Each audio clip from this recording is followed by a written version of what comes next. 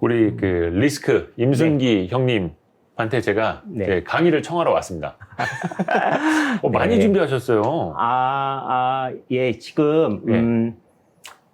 초보 투자자분들을 위해서 네. 그냥 간략하게 네. 진짜 중요하게 여겨야 되는 게 뭔지, 네. 무엇을 중점으로 두어야지 수익이 생기는지, 네. 요거 말씀드리고, 예. 기업 분석 사례를 한번 쫙 이렇게 한번 보여드리면, 예. 오히려 어떤 분으로 보면, 저기까지 해야 돼? 이럴 수도 있고, 네. 어떤 부분으로 보면, 재밌다. 이럴 수도 있을 것 같습니다. 그래서 네. 그 두 가지로 중점적으로 말씀을 드릴게요. 어떤 이야기부터 시작할까요? 네, 그 투자에 대해서 좀 중점적으로 네. 일반인들이 고민하셔야 될 거 한 네. 두 가지만 말씀드리고, 예. 그 다음번에 종목 분석 어떻게 하는지 네. 한번, 그리고 그걸 통해서 또 산업 이야기도 네. 좀 덧붙일 수 있을 것 같고요. 예. 그래서 들어가 보죠, 이제. 네, 예. 일단 우리가 투자라는 게 수익률을 올리는 게임이지 않습니까? 네. 근데 수익률이라는 거는 시간분의 이익금입니다. 그러니까 시간분의 이익금. 네네. 수익률이 그거죠. 그러니까 시간을 줄이거나 네. 이거를 크게 만드는 거죠. 네. 그러면 수익률이 올라가죠. 그러니까 100만 원을 벌더라도 한 달에 버느냐, 1년에 버느냐 다르고. 예. 네. 요게 100만 원을 버느냐, 1000만 원을 버느냐. 네. 요게 다릅니다. 네. 근데 우리가 보통적으로 하시는 게 뭐냐면 이거를 신경을 쓰세요. 시간. 빨리 벌고 싶으니까. 예. 투자하자마자 수익 나고 또 딴 거 가고 싶고 이게 일반적인 분들이거든요. 그렇죠. 그런데 이 T를 갖다가 줄이려면 총망을 받는 걸 알고 사야 돼요. 네. 그러니까 무슨 얘기냐면 바닥에서 살 수는 없어요. 네. 올라와야 돼요. 네. 올라와서 이쪽이 되는구나 라고 판단하고 사요. 네. 그런데 주가가 이렇게 가면 좋은데 보통은 조금 올라가다가 이렇게 떨어지죠. 네. 그러면 여기서 이 회사는 이제 투자자들한테 외면을 받는구나 그래서 팔아야 돼요.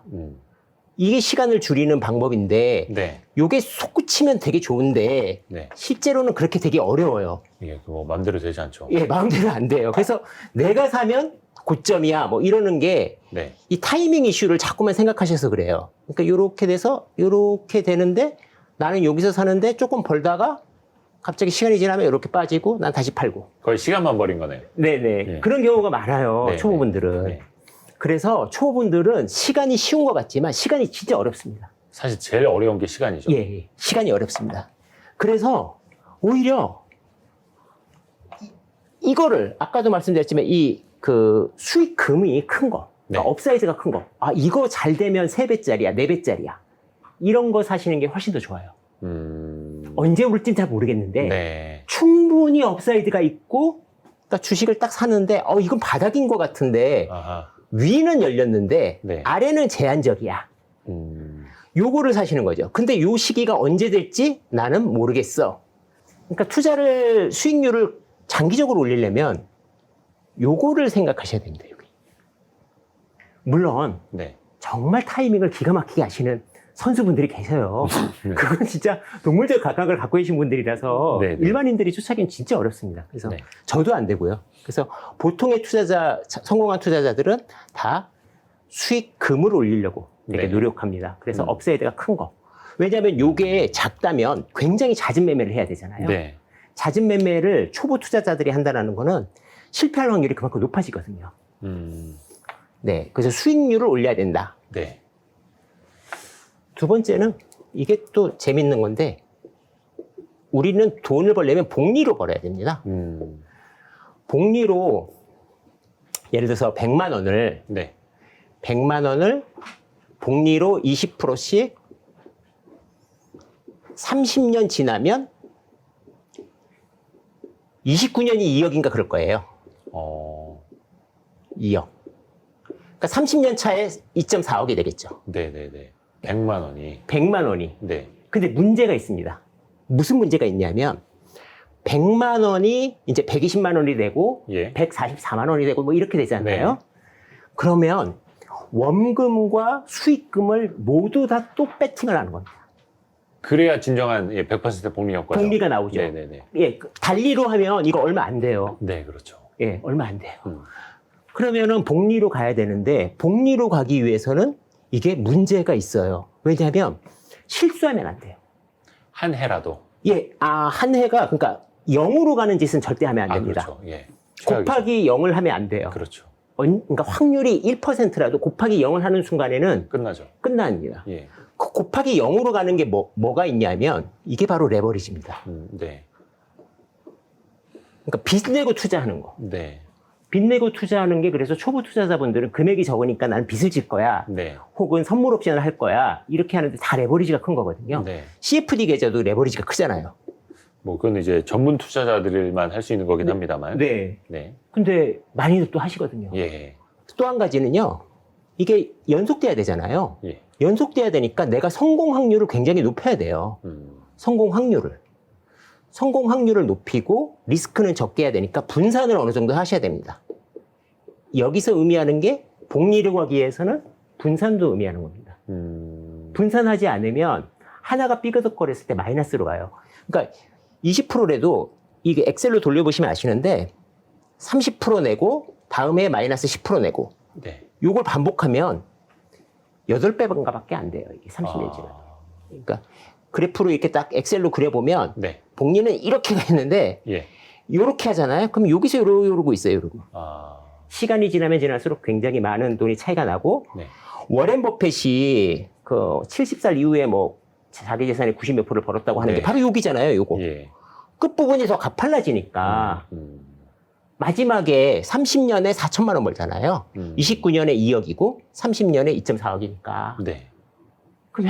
그러면 또 31년 되면 더 많아질 거 아닙니까? 그렇죠. 4천만 원보다 더 큰 돈이 되죠. 그러니까 횟수를 반복해야 되고 복리를 가져가야 되고 그러려면 분산을 해서 리스크를 좀 줄여야 됩니다. 그러니까 마이너스가 안 나게 하는 거.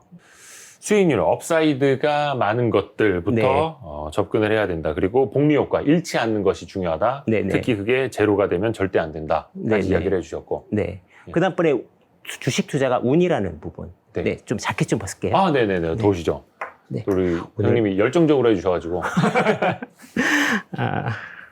이 위쪽에다 예, 네. 걸쳐 놓으셔도 됩니다. 예. 이렇게 돼요? 네네네. 네네. 그 운이라는 게 네. 그 운과 실력의 성공 방정식에 보면 네. 주식 투자가 운에 가까워요. 사실 진짜 운에 가까워요. 왜냐하면 사자마자 오를 수도 있잖아요. 네. 그죠? 네. 포지션 다 졌는데 오를 수도 있고 사는 중간에 올라버리면 이익금이 주니까 네. 좋지 않죠. 네. 그래서 운이 많습니다. 운이 많은데 운과 실력의 성공 방정식에 보면 이렇게 나오죠. 운은 마이너스 4에서 4까지다. 그게 무슨 의미예요? 그러니까 이게 마이너스 4에서 4면 4는 운이 좋은 거고 마이너스 4는 불운이에요. 네. 불운의 최대 강도 이렇게 돼 있는데 네. 실력이 예. 여기서 마이너스 3에서 3까지예요. 그 무슨 얘기냐면 네. 운도 좋고 실력도 좋아. 그럼 7. 운도 나쁘고 실력도 나빠. 그럼 마이너스 7. 네. 그러니까 마이너스 7에서 7까지를 하는데 네. 운이라는 게 내가 컨트롤할 수가 없잖아요. 네. 마이너스 4에서 4인데 네. 근데 실력을 3으로 키우면 네. 내 움직임은 마이너스 1에서 7까지라는 거죠. 아. 손실이 적어져요. 네네네. 그러니까 운이 되게 중요한 영역인데 네. 주식 투자는 네. 그럼에도 실력이 의미가 있는 건 이겁니다. 음. 그래서 실력이 3밖에 안 되지만 네. 그걸 최대치로 딱 올려놓으면 불운할 때가 그렇게 인생에서 계속 있는 건 아니잖아요. 네네네. 하지만 대운이 들어왔을 때 탁탁 치고 가서 복리를 착착 할 수 있죠. 네. 결국 운을 말씀해 주셨지만 그걸 이겨내는 건 실력이다. 네네네네. 아. 그리고 그게 결국은 충분히 발현될 수 있을 정도로 시간을 갖고서 우리가 투자를 하면 된다. 그러니까 시간이 되게 중요하죠. 그래서 짧은 시간 투자하지 않고 긴 시간 내. 그러니까 오늘 주식 투자를 시작했는데 2년 안에 나는 경제적 자유를 이루겠어. 급해지죠. 어렵잖아요. 급해지죠. 예, 어렵잖아요. 예. 그래서 시간에 대한 이야기부터 1번으로 꼽아주신 이야기가 딱 거기 있는 거네요. 네네. 시간을 너무 생각하지 마시고 네. 크기를 생각하시고 네. 이 충분히 투자를 오래 하시면 다 부자가 되는데 금액이 커지면 커질수록 실력을 갖다 조금씩 올려셔라. 네. 아. 금액이 작을 때는 네. 쉬워요. 네. 100만 원으로 100만 원 벌기는 쉬울 수도 있어요. 네. 근데 1억으로 1억 벌기, 10억으로 10억 벌기가 점점 어려워져요. 그렇죠. 왜냐하면 100만 원으로 100만 원은 한 종목, 내가 정말 이거 좋은 정보가 있어. 네. 딱 사서 딱 하면 한 틱 안에서 사고 팔잖아요. 네. 근데 그 종목을 갖다 그게 시총이 뭐 500억짜리야. 근데 10억을 사봐. 네. 내가 5% 올리고 마이너스 5% 치고 그러잖아요. 네. 그러니까 금액이 커지는 게 사람들이 잘못하는 게 쉽다고 생각하는 거거든요. 돈 벌기가. 근데 주식 투자에서는 에너지가 더 많이 들어서 금액이 커지면 힘들어요. 그렇죠. 예. 그래서 우리 아까 점심 같이 먹은 그 자문사 대표도 클로징 했다라고 네. 하신 게 그거거든요. 차라리 지금 이 클로징 한 거를 10배로 키워보겠다 이런 말씀 하셨잖아요. 네. 그게 오히려 정말 맞는 거죠. 네. 그래서 운이 중요하지만 네. 실력을 키우는 거를 등한시하지 말자. 네. 이렇게 그냥 이것만 생각하시면 될 것 같아요. 네. 투자에서. 그러니까 손실을 두려워하고 시간보다는 이익금이 큰 거를 골라라. 근데 그 수익률을 극대화해야 되는데 네. 손실을 또 피해야 되는데 그러면 리스크만 너무 낮추고 어떻게 수익률을 극대화할 수 있을 것이냐. 이제 약간 조금 그게 네. 이게 주식 투자라는 게 이게 청개구리 투자 비슷해요. 그러니까 네. 가치 투자인 경우에 가치 네. 투자가 그래서 힘들어요. 네. 그러니까 투자라는 게 이런 거잖아요. 주변에 지하철을 탔는데 네. 다 한 재작년인가 있었던 일이잖아요. 네, 네, 네. 모든 사람이 셀트리온 얘기해. 예. 그 뭐 동네 아줌마도 셀트리온 얘기하고 왜 그 맘카페에서도 셀트리온 이야기하고 셀트리온 정말 좋은 회사인데 네. 네. 사는 시기의 문제는 네. 모든 사람이 떠들 때 사면 그 사람들이 다 샀잖아요. 네. 그럼 추가로 누군가 사줘야 되는데 그게 네. 쉽지 않을 수도 있잖아요. 네. 물론 나중에 되면 굉장히 많이 올라갈 주식이라고 저도 알고 있지만 네. 당장에 보면 또 하기에는 하방의 리스크도 크잖아요.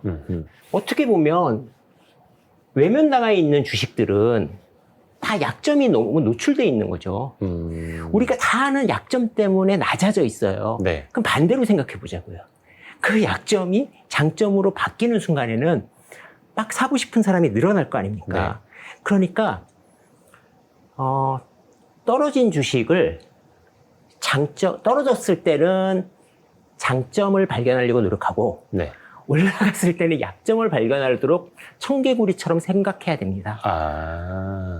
예. 그러니까 주가가 올라가면 단점을 많이 보려고 노력하고 주가가 떨어지면 약점을 노력해야죠. 제가 이렇게 떨어진 주식들 이렇게 블로그에 글을 올리면 정말 아는 단점들을 막 써주세요. 댓글로. 네. 이제 고맙게 저한테 조언해 주시는 거죠. 그런데 저는 사실 대부분 알 거 아닙니까? 네. 그것 때문에 떨어져 있는 거거든요.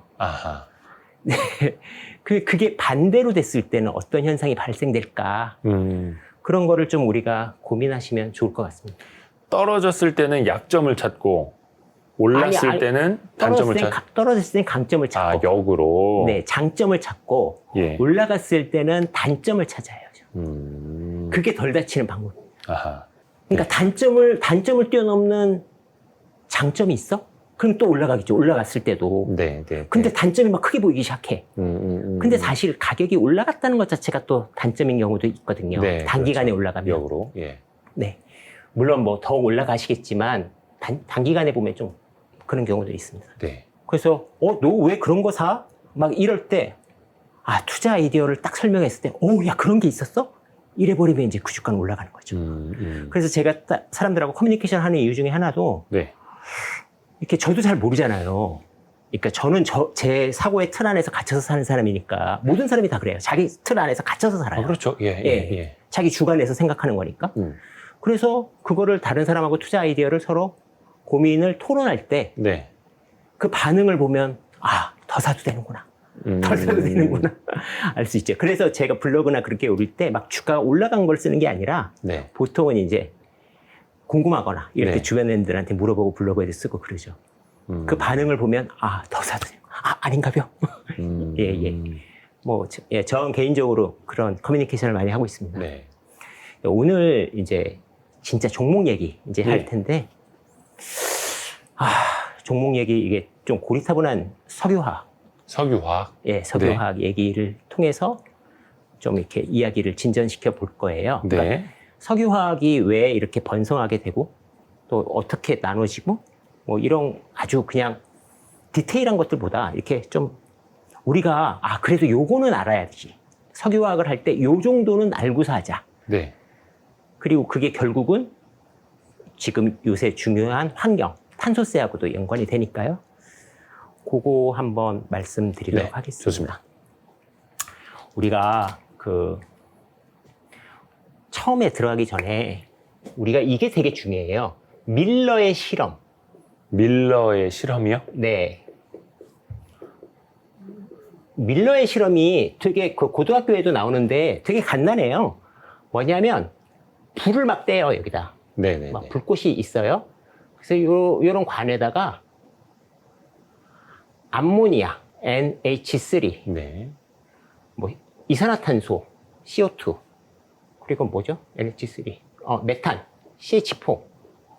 요걸 넣고 전기를 막 때리고 그렇고 식히면 여기에 단백질이 형성이 되더라라는 게 네, 이게 밀러의 실험이에요. 네. 이게 왜 중요하냐면 탄소라는 놈이 C잖아요. 네. C가 팔이 4개가 달려있는데 4개랑 결합을 해요. 이렇게. 얘는 4개랑만 결합해. 네네네. 팔이 딱 4개가 있어. 네. 그래서 예를 들어서 CH4. H가 하나, 둘, 셋, 넷. 이렇게 되고. 네. 그런데 이놈이 어떻게 되냐면 탄소끼리 이렇게 하나로 될 수도 있는데 팔 하나를 더 붙일 수도 있어요. 이렇게 2개. 팔 3개를 붙일 수도 있어요. 그러니까 결합 구조에 따라서 되게 막 다른 성질이 나와요. 탄소가. 예. 그래서 다이아몬드하고 흑연하고 원소 기호가 거의 똑같은데 성질이 완전히 다르다고 하잖아요. 그러니까 탄소는 그렇게 변화무쌍이에요. 여기서 이 단백질 구조가 탄소로 된 거고 탄소가 되게 변화가 무쌍해서 여기서 DNA가 나옵니다. DNA가 나오면 여기서 이게 자아 복제 기능이에요. 그러니까 나를 복제하는 거잖아요. 나를 복제하면 환경이 맞으니까 군집이 일어나요. 이렇게. 뭐 식물의 군집. 네. 뭐 이렇게 식물이 군집하면 또 이걸 먹는 동물의 군집이 일어나죠. 네. 그러니까 DNA가 있기 때문에 군집이 일어나고 군집이 생겼는데 이게 어떤 이유에서든지 땅속에 깊이 들어가 버려요. 이 사체들이. 그래서 오랜 시간이 딱 지나면 이게 탄소잖아요. 네. 탄소하고 수소하고 만나서 석유가 되는 겁니다. 탄화수소. 그래서 우리를 이걸 탄화수소라고 불러요. 이게 석유의 원리입니다. 네. 그러면은 얘네들이 탄소는 어디서 나왔냐면 처음에 광합성에서 나와서 이 CO2를 먹은 거란 말이에요. 공기 중에 있는 이산화탄소를 다 먹어서 고체화됐는데 그걸 지금 우리가 막 떼가지고 네. 다시 기체화시키니까 예. 지구온난화가 생기는 거죠. 그래서 CO2가 C를 떼우니까 CO2가 늘어나는 거고 네. 물론 CO2뿐만 아니라 뭐 일산화탄소도 늘고 이 CO도 있고 CO2도 있잖아요. 요게 네네네. 결합 구조가 다르니까 오랑도 여러 가지 산소가 얼마나 붙느냐에 따라서. 예. 네네. 그래서 이 결합 구조가 되게 다르고 변화가 무쌍하다. 네. 여기서 시작하면 됩니다. 그러니까 군집이 된 유기물의 덩어리들이 석유나 석탄이 되는 거예요. 네. 그러면 우리가 이제 석유를 발견했어요. 그러니까 석유를 발견하고 나면 우리가 얘를 어떻게 하냐면 처음에는 정유라는 시설을 해요. 네. 정유라는 거는 큰 보일러예요. 제가 이렇게 하나 그리면 석유를 넣고 네. 막 불을 막 뗍니다. 그러면 뜨거워지잖아요. 네. 그러면 제일 먼저 나오는 게 가스. 제일 가벼운 것들. 예, 가스가 제일 먼저 나옵니다. 네. 가스 중에서도 우리가 메탄가스, 네. C3H8. 예, 요거 나중에 이거 되게 재밌어요. 요거 아셔야 됩니다. 네. C3H8로 또 뭘 하는지. 그 다음번에 휘발유. 그 다음번에 나프타. 네. 그 다음번에 등유. 항공유. 경유. 네. 그 다음에 벙커CU. 벙커CU 거의 막 끈적끈적한. 예. 예. 그런데 이거 못되게 지금 그렇죠. 선박용으로 써가지고 벙커실 이게- 제일 많이 쓰는 게 이제 선박들. 선박들. 예. 옛날에는 발전소도 많이 썼어요. 아, 네네네. 근데 이게 어마어마하게 끈적거려요. 그러니까 맞아요. 기름이 아니라 막 그냥 젤리 같아요. 거의 해양에서 유출 사고 나면 난리가 나는. 네네네. 네. 그게 지금 못 쓰게 하는 거죠. 네. 그러고 나면 맨 마지막에 아스팔트. 그래 우리나라가 정유 잘하잖아요. 네. 이렇게 남는 거 요 두 개를 다시 돌려서 위에 걸 더 많이 뽑아내는 게 고도화 설비. 찌꺼기 같은 거 한 번 더 짜내가지고 네네네네. 예, 비싼 것들 더 뽑아내는. 네네. 그리고 또 잔사유라고 해서 좀 다시 설명드릴 수 있으면 요게 현대 오일뱅크가 올 가을에 큰 공장을 설립하는데 여기서 프로필렌으로 뽑아내는 기술도 있어요. 그거 좀 이따 다시 말씀드릴게요. 네. 그런데 여기서 우리가 보면 다 얘네들은 태워요. 연료를 다 태워서 쓰는 애들이에요. 네. 가스, 휘발유 다 태우잖아요. 그렇죠. 폭발시키거나 태우거나 내연기관 뭐 이런 거 다 등유, 경유 다 태우잖아요. 그렇죠. 나프타만 우리가 화학 공정으로 써요. 한 번 더 가공을 해서. 네. 그러면 얘가 나프타가 뭐냐면 얘가 탄화수소인데 나프타는 탄소가 되게 한 개 뭐 15개 막 이렇게 되게 많은 거예요. 네. 근데 그 구조가 다 C하고 H가 이렇게 있는 구조를 우리가 탄화수소라고 부르는데 이게 2개, 3개, 4개 막 이렇게 돼 있어요. 이제 이 나프타를 우리가 되게 여러 개잖아요. C1도 있고 C2도 있고 C3도 있고 되게 여러 개잖아요. 네. 이거를 재조합하는 겁니다. 재조합하려면 어떻게 해요? 가열해.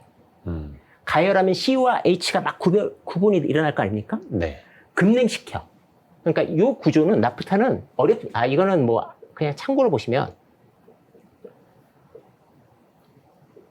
가열, 급냉, 그리고 고압으로 딱 해버리면 이제 새로운 형태의 화합물이 나오기 시작하죠. 네. 그러니까 화합물을 걸러내는 과정이에요. 이렇게 해서 만드는 것들이 C2, C3, C4, C6, 7, 8 뭐 이렇게 되는데 분자식을 알고 계시는 게 굉장히 나중에 도움이 되십니다. 아, 예, 그러게요. 이게 고등학교 뭐 이렇게 화학 시간에 많이 배우는 거긴 한데 네. 중학교 때도 배우나? 별로 왜 기억에 남는 게 없지? 저도 잘 안 남아서 다시 맨날 보는데요. 네. 요거를 알고 계시는 게 굉장히 도움이 되는 게 왜냐면 C2는 H4가 붙고요. C3는 H6가 붙어요. 네. 여기서 힌트가 많이 나와요. C4는 요게 우리 고무 만들 때 쓰는 부타디엔. 네.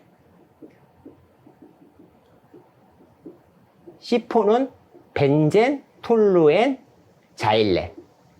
예, 요거는 뭐 뒤에 H가 많이 붙는데 그거는 중요한 게 아니고요. 요걸 쓴 게 요거 때문에 썼어요, 제가. 요게 지금 보면 에틸렌, 프로필렌, 요걸 에틸렌이라고 부르고 프로필렌이라고 불러요. 네. 어렵죠? 이거 외울 필요 슬슬 없습니다. 어려워집니다. 이거 외울 필요 없습니다. 이거 그 석유화학협회 가면 네. 딱 있어요. 맞아요. 그러니까 원리만 아시고 네. 외울 필요는 없어요. 외울 필요 없는데 제가 이걸 왜 썼냐면 이것 때문에 쓴 거예요. C3H4하고 요게 보시면 C3H6잖아요. 예, 수소 2개가 더 붙으면 저게 되는 거예요? 수소 2개를 날린 거예요. 예. 프로판에서 날려서 프로필렌을 만든 거예요. 네. 이게 그럼 뭐냐면요. 이게 PDH 공정이에요. 그러니까 PDH는 가스잖아요. 네. 가스잖아요. 나프타가 아니잖아요. 네. 원래 우리가 가스가 많이 나오는 거를 이거는 우리가 보통 우리는 중진류라 그래서 우리 중동에서 나오는 사우디에서 나오는 걸 보통 우리가 이렇게 갖고 와요. 네. 근데 그 미국은 경질류라고 부르잖아요. 네. 경질류에서는 가스가 많아요. 가스가 많아서 우리가 LNG가 CH4거든요. 네. CH4하고 C3H8도 이렇게 LPG, 프로판도 있어요. 네. 요게 대부분이고, 요게 한 70%? 요게 한 10%? 뭐 이렇게 돼요. 네. 조금씩 다른데. 얘도 다, 천연가스도 다 떼잖아요, 지금. 천연가스 발전소도 다 떼고, 네. 다 뗀단 말이에요. 네. 그런데, 천연가스가 많으니까, 이 가스에서 프로필렌을 추출하고 싶은 게 효성화학의 PDH 공법이에요. 그러면 이걸 어떻게 했냐라고 한다면 여기서 이렇게 되는 거예요. 원래 이게 C가 이렇게 있고 팔이 4개씩이잖아요. 네. 이게 H. 이게 어렵지 않은데 네. 그냥 설명만 들으세요. 외울 필요는 없어요. 이렇게 하는 게 H가 8개란 말이에요. 2개를 날리는 거예요. 2개를. 어떻게 날려? 요렇게 날려. 그리고 얘를 요렇게 해주는 거야. 팔은 4개잖아. 네네네. 팔은 4개니까 H는 6개가 되고 C3H6가 네. 되는 거예요. 탈수소 과정이에요. PDH가. 아하. 탈수소 과정이니까 효성화학이 무슨 공장을 만들면 돼요? 수소 공장. 거기서 수소 2개가 떨어져 나오니까. 그래서 세계 제일 큰 수소 공장을 설립한다 그러잖아요. 네네네. 그러니까 제가 뭐 정확하게 모르지만 아마 네. 이 수소를 활용할 확률이 되게 높습니다. 그래서 효성화학이 세계의 PDH 공정이 효성화학이 그 3년 전부터 해가지고 굉장히 수익이 쫙 늘었잖아요. 네. 근데 아까 제가 경진료 얘기하고 중진료 얘기했잖아요. 이게 경진료, 중진료를 딱 아시면 좋은 게 보시면 이게 에틸렌 프로필렌 부타디엔 BTX 이게 여기로 가면 무거울 거 아니에요. 6니까 C가 많으면 무겁고 C가 가벼우면 가볍죠. 네. 요거까지는 쉬워요. 네네네. 그래서 NCC를 하면 중진료니까 위에보다는 아랫게 많이 나와요. 위가 적게 나와요. 네. 그러면은 가스에서는 이걸 에탄 ECC라고 하는데 에탄 크랙 컴플렉스라고 하는데 요거를 하면은 요게 많겠죠. 에틸렌. 요건 안 나와요. 무거워서. 가스는 가볍잖아요. 네. 그러니까 요게 안 나와. 요 밑에 게. 에틸렌이 많이 나와. 에틸렌의 대표적인 게 PE예요. 그래서 네. 우리가 스프레드를 하면 에틸렌과 PE. PE 갖고 또 뭘 만들죠? 네. 뭐 여기서도 PVC도 나와요. 스프레드는 이렇게 보는 거예요. 요거하고 요거 가격 차이. 요거하고 요거. 원재료와 예. 판매할 수 있는 제품 가격 차이. 각각의 스프레드가 다 있는 거죠. 나프타와 에틸렌의 스프레드. 에틸렌과 PE의 스프레드. 네. 네. 그러니까 우리 화학에 보면 막 스프레드 많이 나오잖아요. 네, 네, 리포트 네. 보면. 네. 이게 다 간단합니다. 어떻게 보면. 각 나오는 거에 앞뒤와의 가격 차이. 스프레드가 벌어지면 뭐 이익이 많이 생기는 거니까. 좋죠. 그러니까 PDH까지 말씀드린 거예요. 그게 효성화학이. 그래서 떼돈을 벌었어요. 효성화학이. 그래서 수소까지 하는 거예요. 그러니까 화학식을 쓰니까 그나마 얘네가 왜 수소를 하는지 이해가 되는. 제가 그래서 써드린 거예요. 네. 그런데 이제 재밌는 게 여기서 또 나오죠. 이게 LPG란 말이에요. C3H8. 네. 그런데 얘를 갖다가 나프타 공정에 넣으면 가스를 넣을 수 있거든요. 그걸 개발했어요. 그러니까 나프타가 아까 여기다 넣는다 그랬잖아. 가열 금냉 고압. 여기다가 LPG를 넣는 거예요. LPG를. 네네네. LPG를 넣으면은 에틸렌이 많이 나와. 가스를 넣으니까. 가벼운 게 나와. 납사 크래커, 그러니까 나프타를 깨는 그 장비에다 LPG를 더 첨가하는 개념인가요? 예, 첨가? 예, 추가로 더 넣으면 에틸렌이 적게 나왔는데 에틸렌이 많이 나올 수 있어. 그러니까 NCC의 약점이 에틸렌이 적게 나온다는 거거든요. BTX가 나오는 건 강점이죠. 왜냐면 네. 나밖에 안 나오니까. 네네. 가벼운 경진료에서는 안 나오니까. 아하. 그러니까 화학회사들이 어떻게 했냐면 에틸렌이 굉장히 뭐 산업의 꽃이라고 부르는 네. 거거든요. 활용도가 많죠. 많아요. 네. 그러니까 LPG를 넣는 거예요. 그러면 가볍잖아요? 그러니까 네. 가벼운 게 많이 나와. 예, 이건 되게 쉽죠. 네. 예, 가벼운 걸 넣으니까 가벼운 게 많이 나오는 거예요. 예, 그런데 이걸 넣으려면 약간의 시설을 해야 되겠죠. 약간의 시설을 해야 되겠죠. 네. 예, 그래서 오늘 얘기의 시작은 이제 여기서 시작합니다. 그러니까 전반적인 거는 이제 석유화학. 네. 석유화학이 정유를 어떻게 하고 그 뒤에 화학이 어떻게 되는지를 보여드린 거고, 여기서 또 각종 첨가물을 넣거나 단계를 넣어서 계속 밑에 되게 많이 나와요. 요건 다 고무예요, 고무. 네. 합성 고무. 벤젠, 톨루엔, 자일렌도 굉장히 유명한 것들이고. 근데 사실 보면 다 요거에서 파생돼요. 그러니까 어렵다고 생각하지 마시고 한 번만 표 보고 익히시면, 네. 네, 그렇게 몇 번만 보시면 어렵진 않습니다. 그래서 탄소라는 특성이 그러니까 네 개의 팔을 갖고 있지만 그 팔이 C끼리도 복잡하게 결합이 되면서 굉장히 다양한 물질을 만들어내고 그 물질을 활용하면서 석유화학들이 굉장히 복잡하게 나오는 거죠. 네.